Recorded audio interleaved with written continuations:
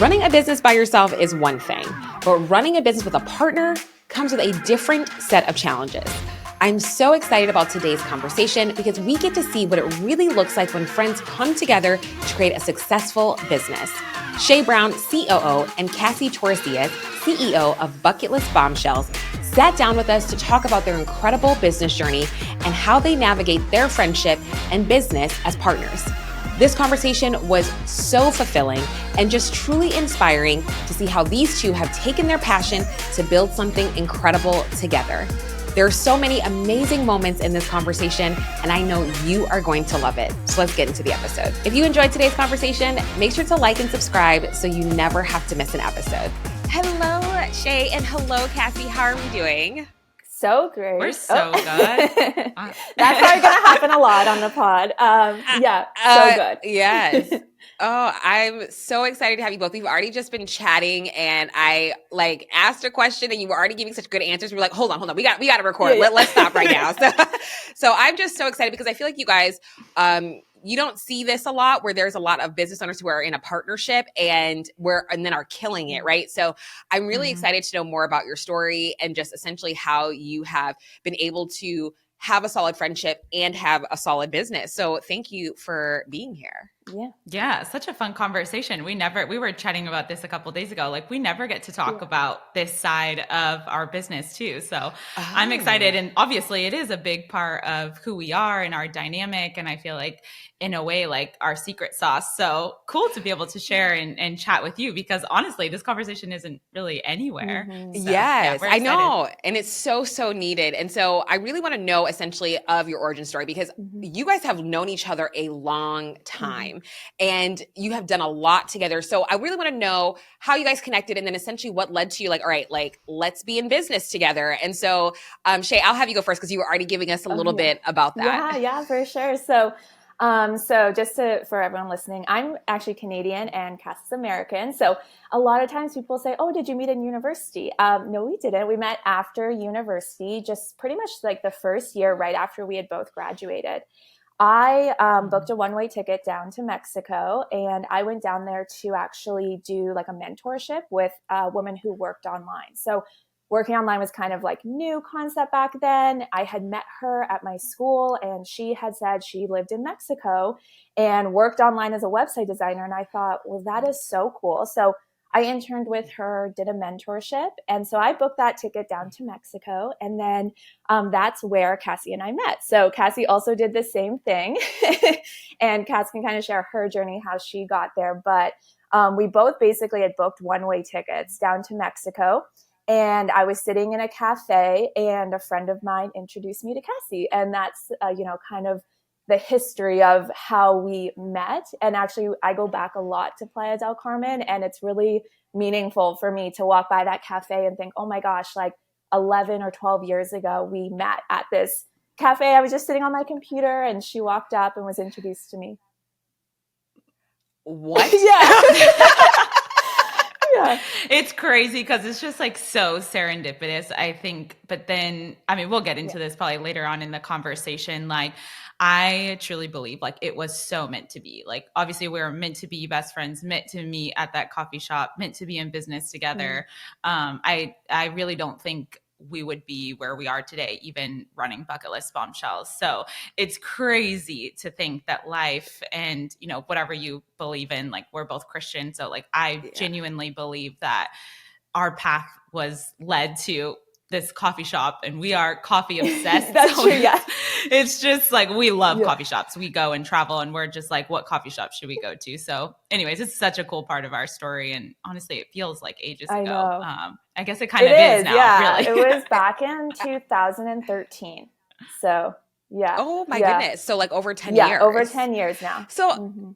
So I'm really curious for both of you of what essentially prompted each of you to book that one-way ticket. Yeah. I'm so curious to know. Cassie, I'll have you go first. What?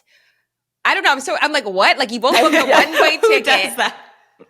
That's just wild. So what both prompted you both to do that? Yeah.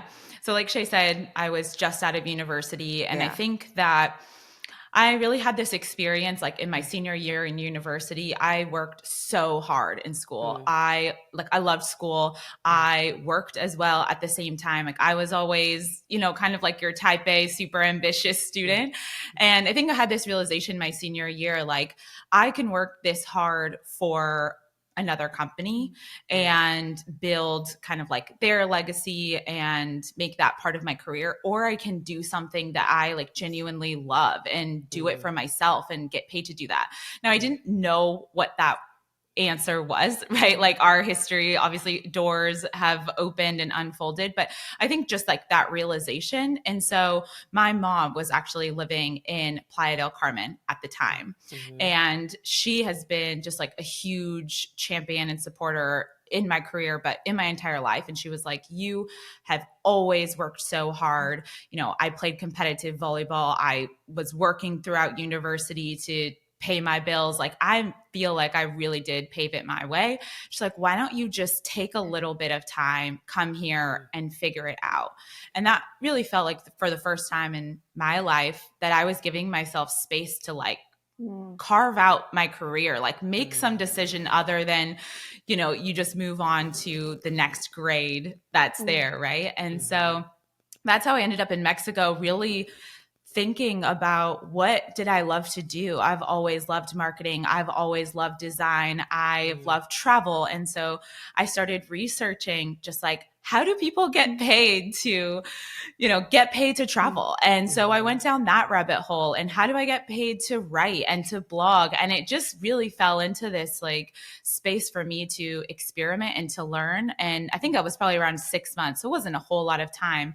And that was the time that I met Shay at the coffee shop. So Shay, you can tell your side of the story because yours is so good too. Oh man, like I think about little Shay back then, just busting into your like parents' house and being like, I'm gone. Yeah. Oh my gosh. I was a firecracker for sure. I feel like I'm more mellow now than I was back then.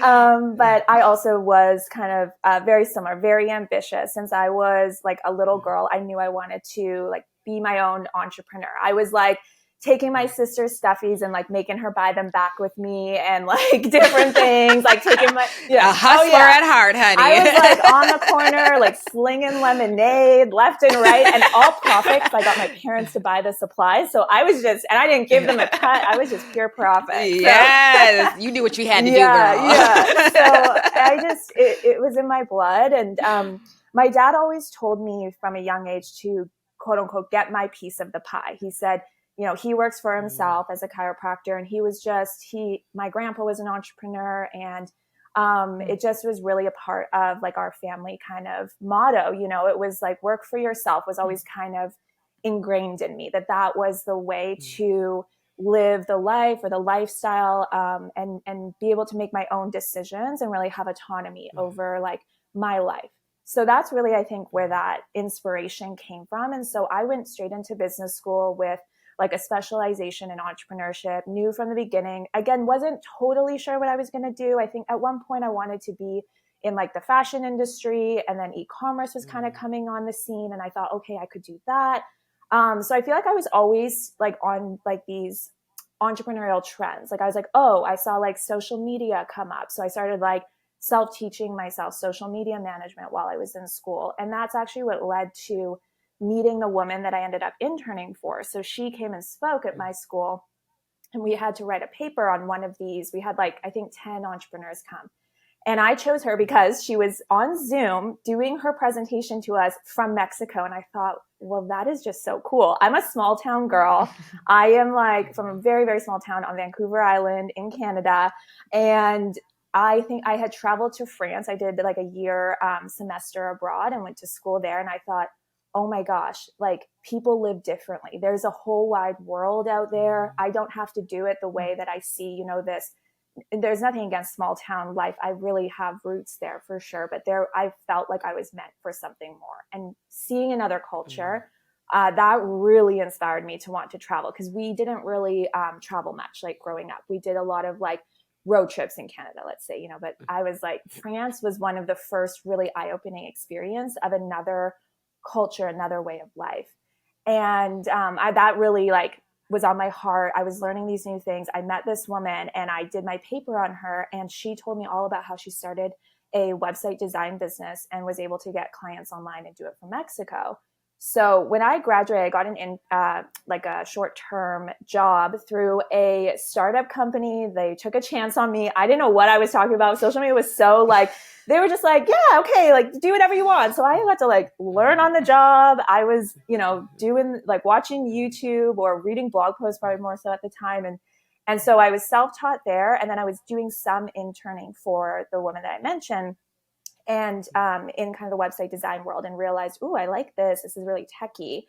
And so my contract was ending at this other company I was doing social media management work for.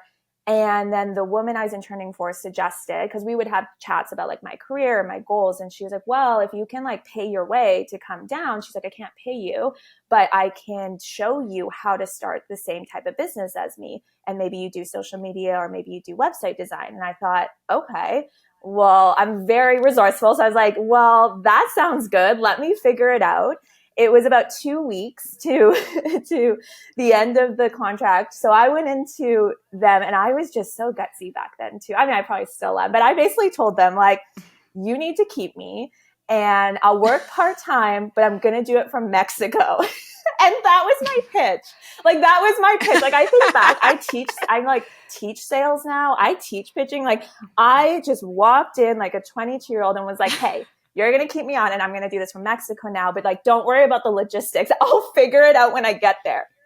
And I have so much gratitude to this. They were best friends. These two guys were best friends, and they had started a company too, which I also think is really cool. And they took a chance on me and they said yes. And so then I booked my one-way ticket. I busted into like what Cass said, to my parents' house, and I said, hey, I'm going to go to Mexico and I don't know if I'm going to come back. Like, so dramatic. Like, and I'm also not going to go into corporate. I'm going to start my own business, but I don't really know how to do that. And so my parents are the best. They're also so supportive. Again, they were like, okay, well, like, you're on your own. You got to make it happen, like, go off. We're not going to like support you traveling or taking a year off, like, financially. They were like, you got to take care of yourself. And I said, yeah, don't worry about that. And so I had enough to like cover rent. I stayed in this like apartment that just had like geckos in it, and like the door didn't close all the way. And it was like, there was no AC, and it was kind of in a tree house. It was really great. It was so fun. And like, that was just the most exciting time as well, to just go down, to say bye, to be supported by my family. But also I did have that mentor down there who I felt very confident she was going to show me what to do. And so I really already had the idea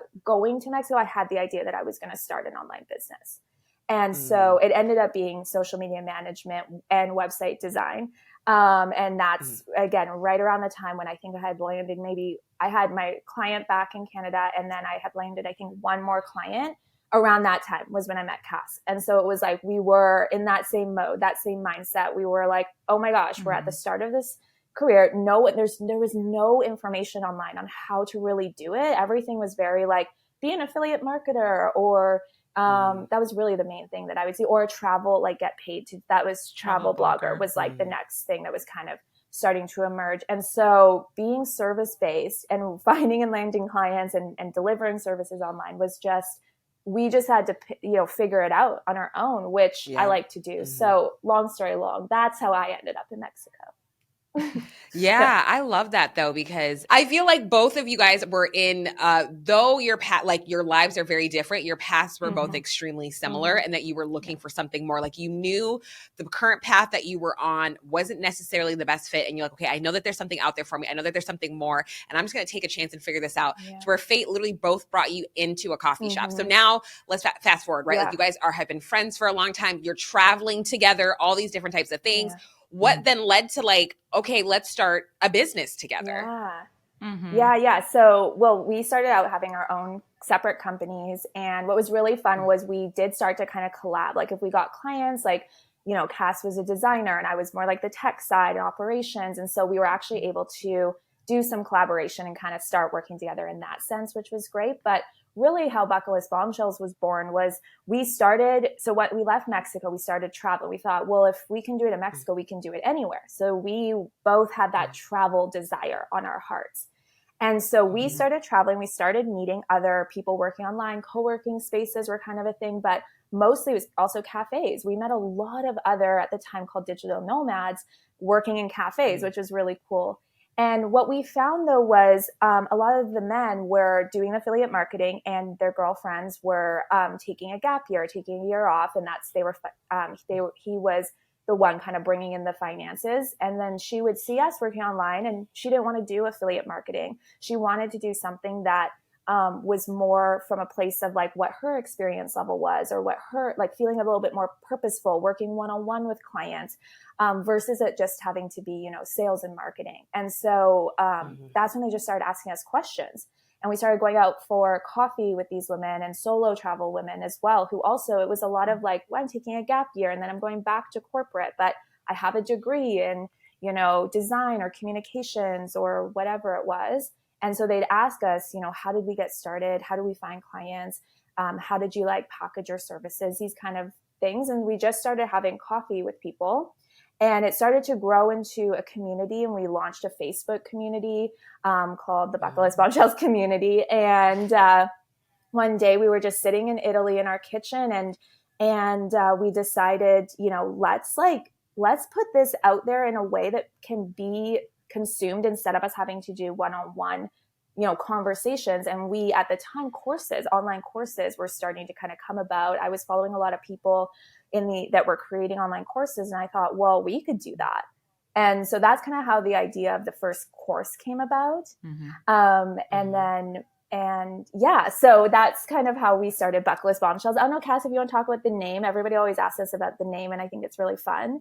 Talk about how we came up with that. Oh, about Bucketlist Bombshells. Yeah. I think like Shay was mentioning, like a big part of our desire to do something different than the 9-to-5, you know, we're early 20s, like we want to travel, you know, we want to like see the world. There's so much of the world to see. The idea of just like being in a cubicle just felt like the worst thing ever. Yeah. And there's nothing wrong with that. I'm just sharing obviously our experience and our desire. And so like we didn't know that there was even a path different than a 9-to-5.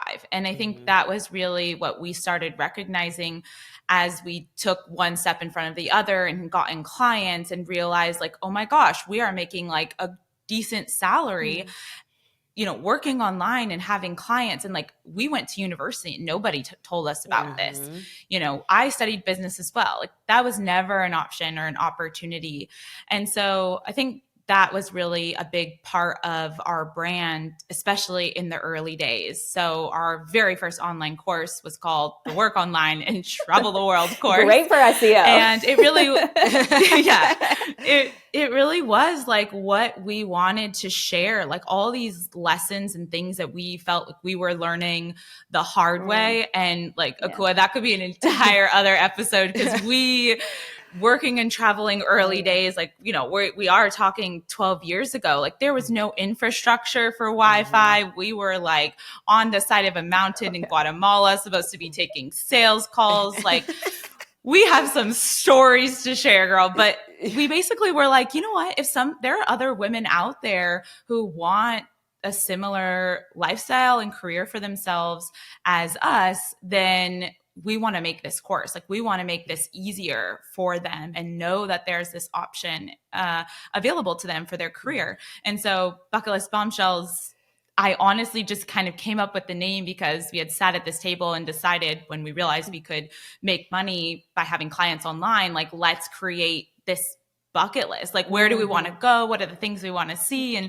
Bucketlist Bombshells, I don't know, kind of stuck. And it's funny because nobody, like I shared it with in the early days, liked it. And we just went with it. And I was like, I don't know, we like it. So we stick with it. And now it's just it's like a household name. Yes. Yeah. So yeah, it's kind of stuck.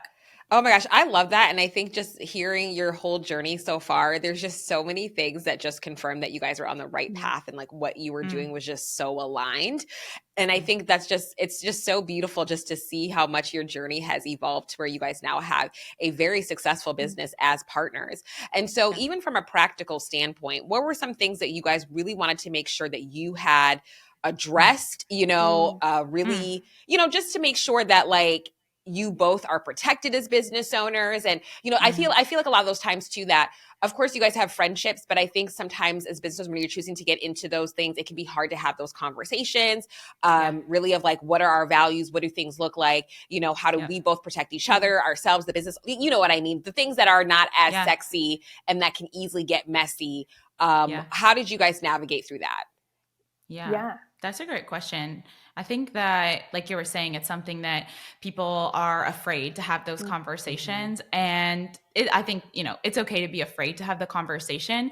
But I think knowing the results of that conversation is going to lead you to the answer of like, should you be in business mhm, with this person? Like, Mm, can you have the tough conversations? Like, Shay and I always joke, like, I think being in a business partnership is very similar to being in a relationship, like with your life mm. partner. I think so. Like, mm, we have tough conversations, we navigate life together. You have to be able to sit down and talk about those things, Mhm, like, do we one day ever want to sell the mm, company? What is the vision for the company? What are our values? We do protect mhm, ourselves. We have mm, lawyers, we have the hard conversations. And I will say, like, those early days, like, we're early 20s, yeah. we are not thinking about these types of conversations, right? Mhm, Like, we're not like, mhm, how are we protecting ourselves yeah. in a business partnership? It really came about more Mhm, organically. And like Shay was sharing, because we partnered together in our own mhm, businesses, I think mhm, that really became this great experiment for us to navigate working professionally together. How mm, do we communicate? Do mhm, we trust each other? Can we rely on the other person when they say they're going to complete something for a client? Are they completing within the mm, deadline?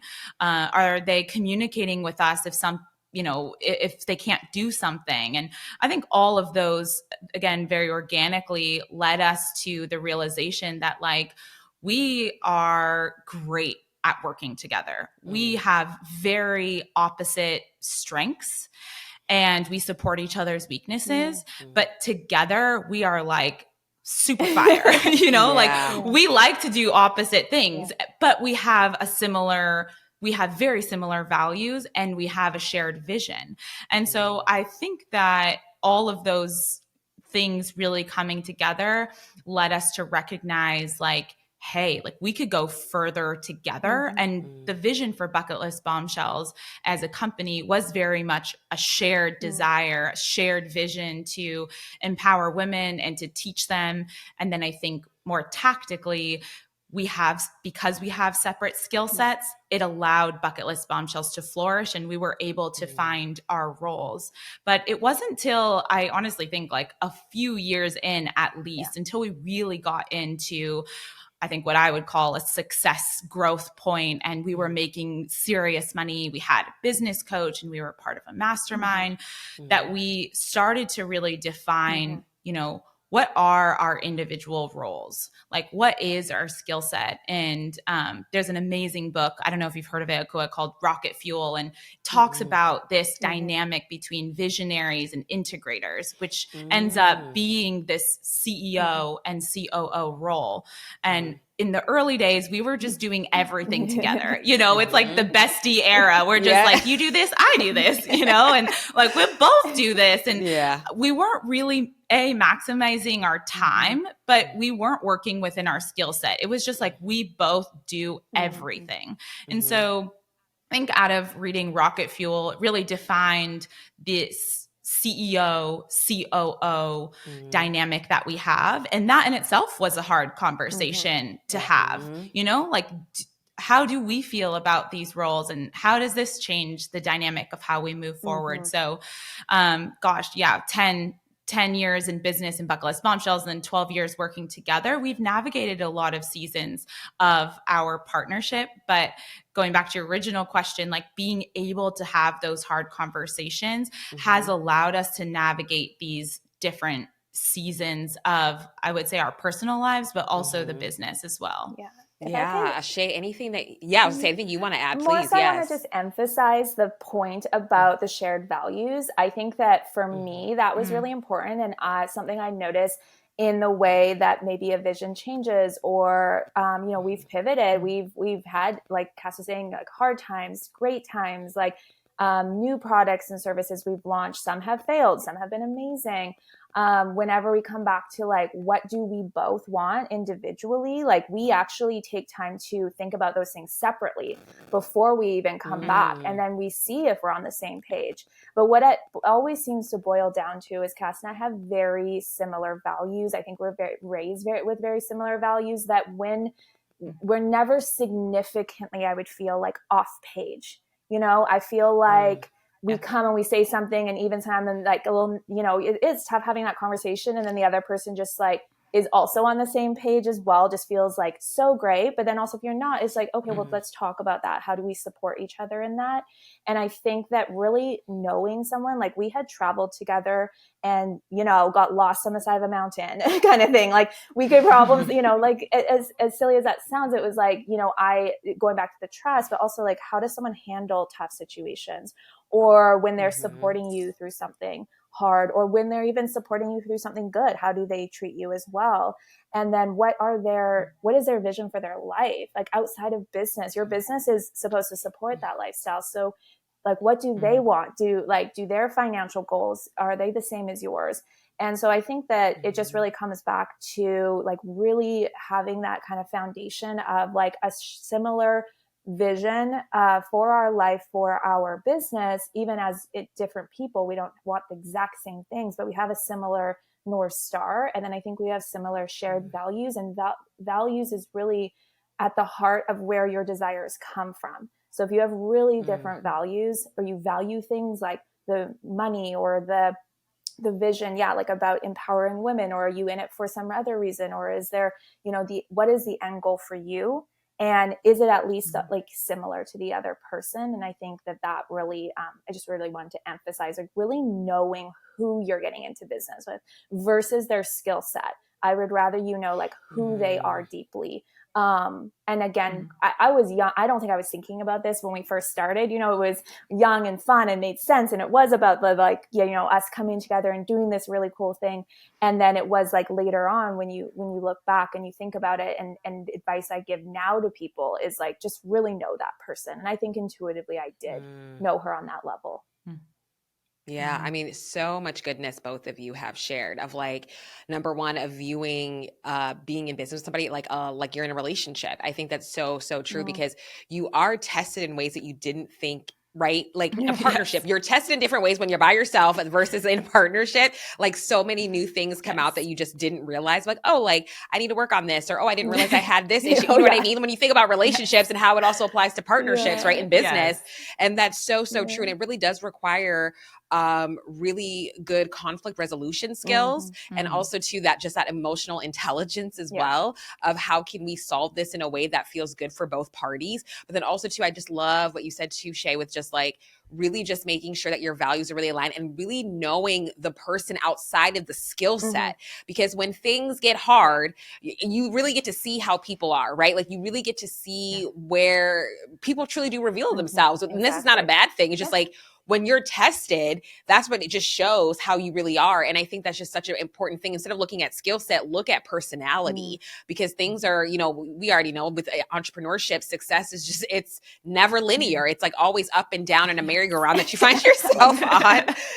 And so I do want to ask this though, like when seasons were hard, was there at any point in time where you were like, where one or the other was like, I don't know if we can do this? Or were you just like, all right, we're going to figure this out? Like, I guess, what does that look like for both of you? Yeah.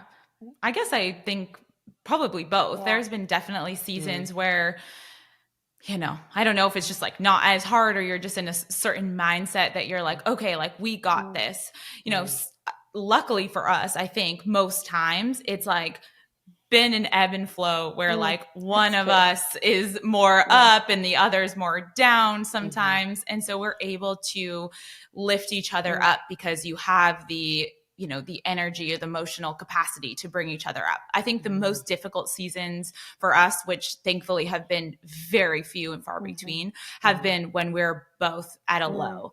And I think that is really a time where like we lean on each other, but I think almost we realize that like we have to just like dig in ourselves, right? Those are hard work and conversations that we're trying to navigate separately. And then we're coming together and we're trying to just like do the best we can, you know, for lack of a better word. Like we are like, this is something that Shay says, and we tell our clients this, but like when we are in a serious low, like we're not trying to get to a thriving place. We're not trying to get the business to thrive. We are in survival mode and we're like, let's get to neutral. Let's get back to a place where we're just like, we're okay. We can be, we're stable. We're just like, it's okay to go through the motions. And then once we're at neutral, we're like, okay, we have energy. We know we have a vision. You can kick it into a different gear and thrive. But yeah, I think for sure we've had all of the things you shared, like the in-betweens, but the most challenging for sure is in, you know, in any partnership, I would think, is when you're both at a low. I think too, there's that conversation. I think Akua, you talked about this with Ashlyn as well, about mental health. Is like, there's a difference, I think, between struggling in the business and then struggling outside of the business. But it is very often that both seem to happen at the same time. Yes. And you're just like, what's going on? You know, how did we get here? When they say it rains, it pours. And I think like that is probably the most challenging time, is like you're going through stuff personally, not seeps itself into the business. And, you know, I don't think there's any perfect formula for that. And luckily, because like Shay was sharing, like we know each other well. I think at the end of the day, like we respect each other. And just like we want to give ourselves grace, we give the other person grace. So even if you're on the person that's on the up and up in this season and the other person is down, you better betcha that like it's going to come around, you know, that there's going to be a season where I'm going to need someone to lift the weight for me, just like Shay's, you know, just like we've done the opposite. And so again, it's not really like, we don't discuss it in that way, but that's been what's happened.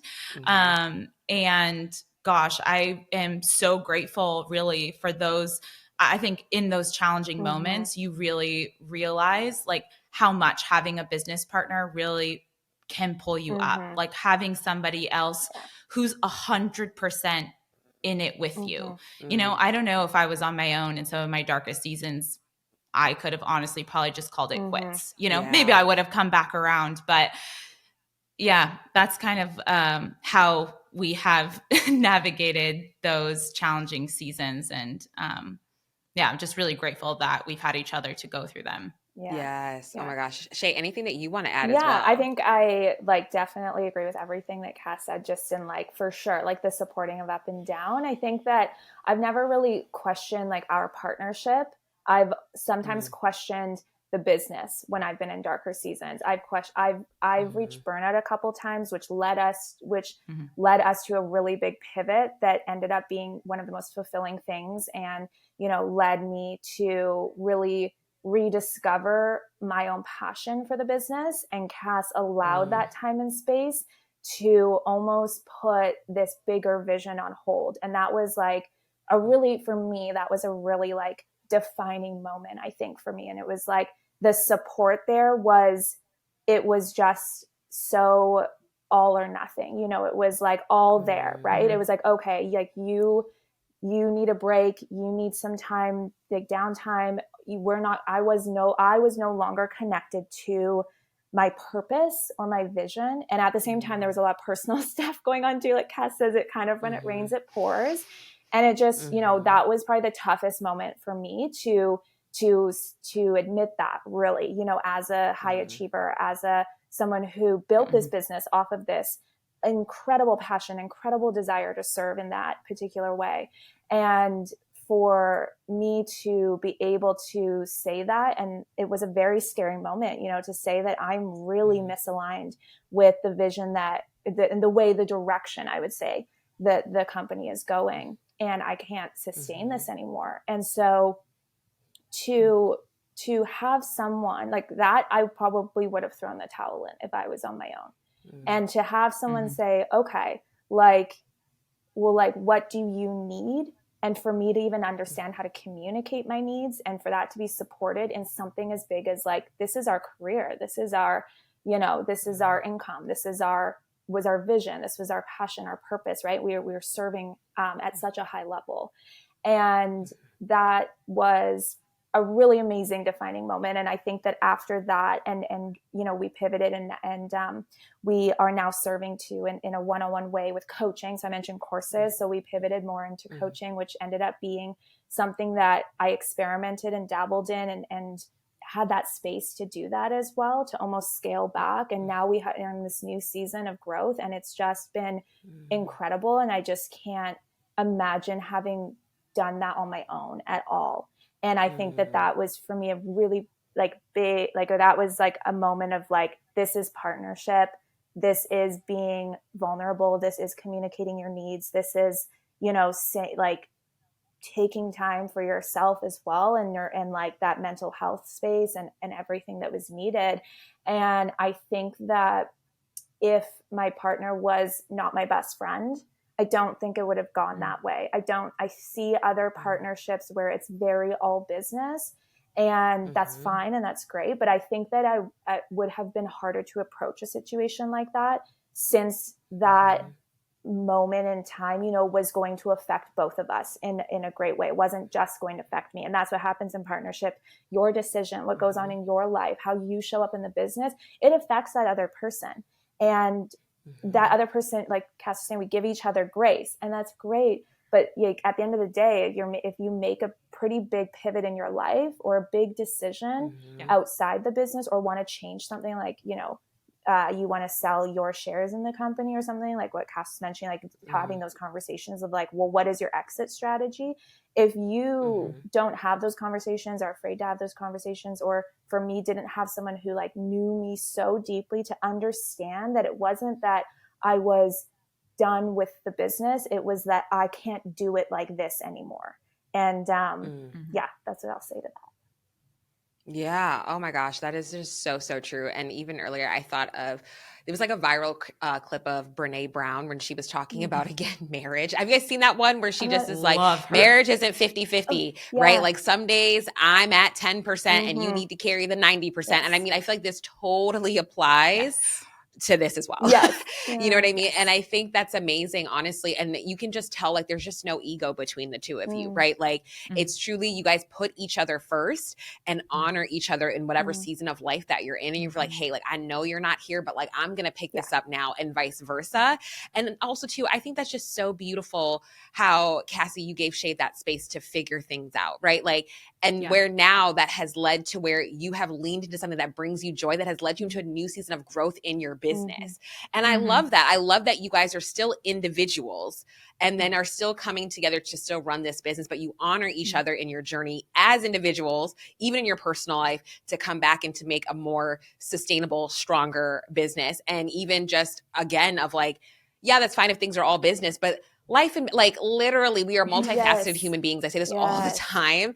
And there's just no way how you can't blend personal and business together, right? And so I think I love that you guys have truly, and it has not been easy, but have really found a beautiful way that makes it truly work for both of you. And that is amazing. And so as you're now going, like you just mentioned, you're in this new season of growth. What are you excited about, especially in your partnership, with how things are going to be looking like in this new season for you? Yeah, I think that, so in this new season, we are serving in a totally different way. So as I mentioned, we started our company, we grew our company with courses. Over time, we added multiple different courses to serve in this way. But come the pandemic, the landscape really changed. So at first, it was so great. You know, we were there. Women were messaging us, I've got furloughed. Like, how do I do this? I'm ready to go all in. And we got to step up in that way and serve in a really big capacity during that year of 2020. And so many women started businesses, and it was so exciting to see them be able to have that, you know, freedom and a bit more stability. I know people don't say entrepreneurship is stable, but I think that, you know, during that time, that was like the stable option. And so that was like really fulfilling, really serving in that way was what was needed in the industry, in the market. But then what I started to notice over like the coming years was obviously there was a lot more content being created online, and we were working from home. So remote work was understood now, which was great because that was kind of a barrier that we would run into. So not having that barrier anymore was fantastic. You know, we had this large community and we were able to meet that need. But like I said, there was a lot more content being produced on platforms like YouTube for free that were teaching the skills or similar stuff that we were teaching. And there was, you know, a lot of people were not needing to learn the skills anymore because they were now looking at their corporate job and saying, oh, I actually have skills. Because that was a big point for us, was that we taught tech skills, website design skills, and graphic design skills so that someone could sell those as their services in a business. And back before everyone kind of went remote, that was sort of always the question, like, well, what do I offer as services? So now, you know, people understood they could take and transition from corporate into having their own business. And there was a lot of free resources. So we kind of started seeing a drop off, I would say, in like completion rates. And so I started talking to our audience. And I said, you know, what's going on here? Like, you know, our completion rates were super high. And the conversations, I just got in there. I started DMing people. We had really close relationships with our community because we had, you know, we talked to them. We did meetups. We had Facebook groups for them. We were very much involved and put a lot of time and energy into meeting them where they were at. So it was really easy for me to just pop in and have like a real conversation. So I just started messaging and asking and saying, what's going on? And people really shared that, you know, they just were inundated with so many options. They were taking so many courses now. They were trying so many different things. They were seeing so many different strategies now to kind of, you know, get rich quick online. How do I like get into this industry? So there was a lot of that, just a lot of noise. And so they would get really distracted. And then the second thing I heard was that they really lacked the accountability and like the customization to like, you know, they would get stuck on like a question and they really couldn't move forward because they wanted to know how it would be customized to them. Because again, the landscape changed. So people were really feeling like there was just so many businesses in like in the service that they wanted to offer, and they really couldn't figure out what maybe their unique selling point was. Like that's something you really need to talk through with someone. Or because they were just inundated, they would have shiny object syndrome that, you know, if they got stuck and they couldn't get a question answered, like you can answer a question in an email or Facebook groups or even a live Q&A, but it's not really, it's not the same as like really sitting with someone like this and diving in with them and being able as a coach to ask like deeper questions to really understand what their roadblock is. And so it was like a lot of accountability. They were like, I just need someone to like hold my hand through this, have deadlines. And with courses, they were self-paced, which was, you know, that was what everybody wanted. It was the easiest way to consume courses, you know, when we created those. And so when I heard this feedback, I asked, well, I think we sent out a survey and basically asked like, how can we serve you? How can we help you launch that business or grow your business, or what stage of business are you at? Because also what I found out was all of our courses were for starting out. So launching a business or starting out with finding and landing clients and this sort of entry point, right? but we had now had students for 5-6 years at this point, and they were saying, hey, well, actually, I don't need any of your courses because I actually need help scaling my business, growing my business. I'm getting really burnt out. I don't know how to hire. Like, I'm not sure like how to change like my pricing or my products and service. I don't really look at my finances. And they shared this after I asked probing questions. You know, they weren't all just like, here's all my problems, you know. So if you're doing market research, you know, I asked more questions and I found this stuff out and I thought, oh my gosh, we have this audience of people that want to know how we grew our business. And I was like, we don't teach that in a course. And I think it's, for me, I felt like, well, I would ask them deeper questions. I wanted to know them to be able to really understand their business model. And again, you can't really get that in a course. So what we decided to do was, you know, we decided that the serving women in the course model was no longer the way that we felt called to serve, that no longer really was working for them. And the industry had changed so much that I felt, you know, it just, to create more courses, I felt like they could go get that information I would provide in a course. They could go and get that now from, you know, YouTube or other resources. And yes, I could teach it differently. Yes, I can put in a course. Like, I have nothing against courses. I love them, but I really felt like that wasn't, it didn't feel right to create a new course or to continue, you know, updating and adding to the ones that we already had.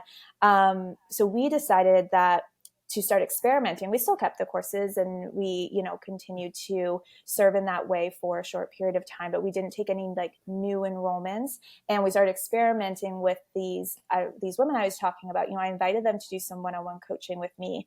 We created a membership and served them in a way that had group coaching calls, that had group workshops. And I started to see, okay, well, can I serve in this way? And are they getting results in this way? And it was also during that tough period of time for me where I was feeling really disconnected. You know, you can know all of your members digitally and on Facebook for sure, or you can get to know them, but through the screen, when I was one-on-one coaching, that was just lighting me up so much. And it was really, I didn't realize how much I like to get into a problem. Like, give me a problem. I want to solve it. I want to solve it with your vision in mind, though, versus just telling you a general strategy that might solve this problem for you.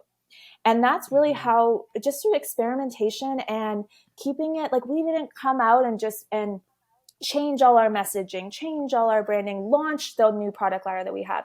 We didn't do that. We don't teach that. We did it through experimentation. We started with our Scale with Purpose Mastermind for that group of women who had been with us for so long in our courses, and they were ready to scale, like past that 6-figure mark, with these fresh new problems that I got to solve, and we got to do that. We did that in a group coaching format. We did a retreat, so that's in that program. So we get to meet them in person, and we just.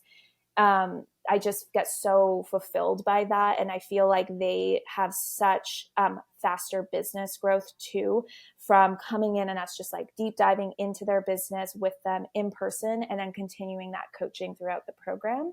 And that went so well that we decided to, then I was hearing from from other people. I continue to have conversations like, I still want to learn how to start a business. Are you going to create another course to start a business? And so we decided to create a program for them, because if you want it from us, like, I want to serve you, but I wanted to do it in a different way this time, because the landscape had changed so much. And so that's where we created a hybrid. So it's lesson content, it's group coaching, and it's a short 8-week program. So it has that accountability. It has that, here's what you need to do, make these business decisions, chat them out with us, make sure it aligns with your vision, and you're going to launch a business by the end of those 8 weeks. And that's really how our new, our new product ladder, so to speak, really came to life from experimentation and listening to our audience. And then also asking ourselves, or for myself specifically, was I needed a different way of serving to feel that connection again to the mission and the vision. And it was really exciting. And now we are scaling our programs. We are adding new things in this way. We're coming up with new ideas. I feel like reinvigorated by the vision. And I feel the same way I felt with that tingly feeling at the beginning of starting Bucketlist Bombshells, where you're just like, ooh, like this is it. And so I'm excited about that. But yeah. Oh my gosh, I love that. Cassie, is there anything else that you would like to add as well? Gosh, it's so cool to hear, the journey. I wish, for anybody listening who I think is maybe in a similar season, just like leaning into the fact that took like 2 years. Yes. Yeah. Like 2 years of our 10 years in business, right? Yeah. And like, Right. not only did it take 2 years, like it wasn't like we sat down and had a roadmap and then went after it. And I think that was really different from how we have tackled our goals in the past. Like there have been many times where we've sat down and we're like, what's the punch list of goals? And like, let's get after it. I think that was just like kind of organic to how we like to work. And I think this season of business has been so different. And it's been a little bit slower, but I think it's been more intentional. And I would say slower just to like really think through the experiments on different levels. And it's also given us a lot more freedom to try things. Like Shay and I are both, I would say, recovering perfectionists. Like we like to do things well, And so the idea to do something and just see how it goes and analyze it and then, maybe not do it again has been, in a really backwards way for me, especially as a creative, like very freeing. I think we can, as we grew our business and, hit multiple checkpoints in revenue, 1 million, 3 million, I think we started putting extra pressure on ourselves to like create the best next thing and to make all decisions without messing up and having the perfect product ladder. And just like, I think this natural tendency to be perfectionist just like grew into this like monster. And so when Shay was talking about the last 2 years, like we have really changed the way we've approached business. And it has given us so much freedom to try things and experiment and to just, I don't know, enjoy that season of just like, I don't know, this sounds fun and this sounds like right now. And then let's analyze that. And if this sticks, then like, let's make this better.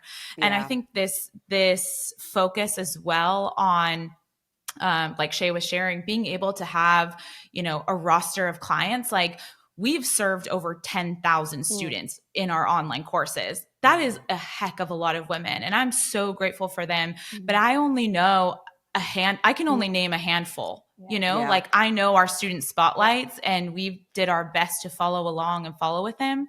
Now I can tell you, we have a roster of 35 clients. I know like everything that's going on. Like we know the ins and outs of the product ladder. We know their cash flows.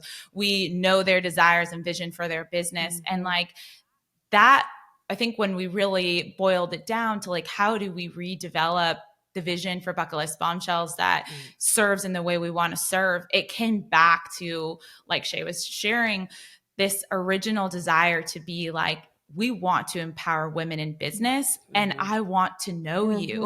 I want to see the ins and outs. I want to follow your progress over a year and a half. I don't want to just like see a post in Facebook, like we want to be in there with you. And so, it's just been a really, really eye-opening, but also like a really positive experience. It's very easy, I think, or much easier to look in retrospect. And I like, oh man, I am grateful for retrospect because I will tell you, Akua, like, there were times where we were just like, we're not doing it the right way or the right way for us, but we have no other vision and none of this makes sense. And this is also our livelihood. So like question mark, like, and it's just, and so like, it's just happened over the process that Shay shared. And I'm just so grateful to have this experience and to like trust the process. You know, we talk to our clients about this as well. Like when they're going through challenging seasons, like what is the next step? You know, like how can you just do something that sounds of interest? Because I also think lack of motion can paralyze you. And you just get stuck. We've been stuck in overthinking and rethinking. And it's just like, I don't know, none of the pieces make sense. And so for us, like just taking one step in a direction and analyzing it, and then maybe taking the second step or deciding to step to the right, step to the left, like that has gotten us to this, you know, 2 years down the line. And with a whole new vision and product ladder that has very organically and very intentionally come from us and not from looking at anybody else. And that is also mind-blowing to me because I love listening to podcasts. I am a super fan of this podcast, the conversations that you've had. I love your energy and just like the questions that you ask. And like, there's so much inspiration to be had. But I think there's also another time sometimes where you just need to like cut out all the noise. And that's what I did for basically 2 years and got real with myself. Like I'm the only one that wakes up on a Monday morning and runs this business. And my life partner, Ben, he, in a very challenging season, told me like, if you aren't enjoying the business, like, why are you doing it? And like, it was a very shocking, I had never had anybody question like, why are you running this business? Like, why do it? But it became so real. And I realized like, why am I doing it? You know, why am I doing it? And nobody gets to answer that except for myself. And so really digging deep for 2 years and being like, not looking at anybody else's product ladder, not looking at how other people have scaled the business, not even really looking at the industry, just going with like what we know, what we believe, what our audience wants, how we like to serve, what we've done and we didn't like. We know we don't like to serve this way. We know that these boundaries aren't working. Like, you know, I was very burnt out from marketing. Like that was my like 100% job. We were launching, like we were in constant launch cycles. That was exhausting. And so, just like knowing all of that. And I don't know, it's crazy to just see how organically and it has all come about over the past 2 years. So I don't know, I guess just further sharing the nuance of what Shay shared, and like it sounds like a perfect roadmap and or it does. It was so perfectly explained. Like you shared exactly what's happened in 2 years, and we navigate the messiness with our clients, and like it's so multifaceted. So multifaceted. And I just love that. Like, I loved that you guys just really gave us that glimpse into that messiness, because I think that's what a lot of business owners need to see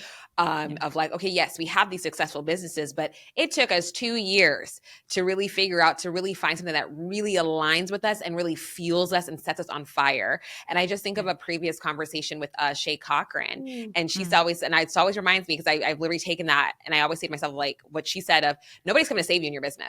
At the end of the day, you gotta, it's a hard pill to swallow of like, even when what you said, Cassie, with your partner, Ben, like questioning, like, you don't have to do this. It's like, ooh, like, you know, just, it really does put things into reality of like, this is truly up to me with the reality that I would like to create for my life and my business. Like, it's truly up to me.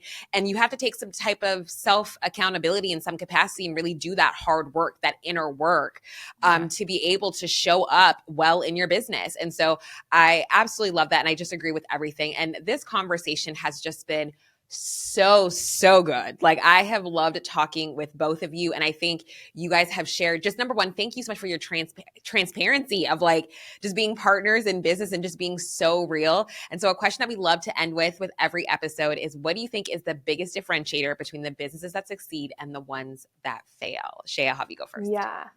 I would say that, well, Cass and I were talking about this before the podcast. And so I would say that we both agree that it's resilience, and we can both add to, you know, what that looks like. But I would say that resilience for me looks like just allowing yourself to fail. It was really hard for me as a perfectionist to admit at, the very few times, maybe even the only one time I did admit to failing, but you look back and you're like, okay, there's dips, there's lows, there's but getting back up, that I think shows the longevity of a business is getting back up, and you don't have to it's not getting back up and replicating what you're doing.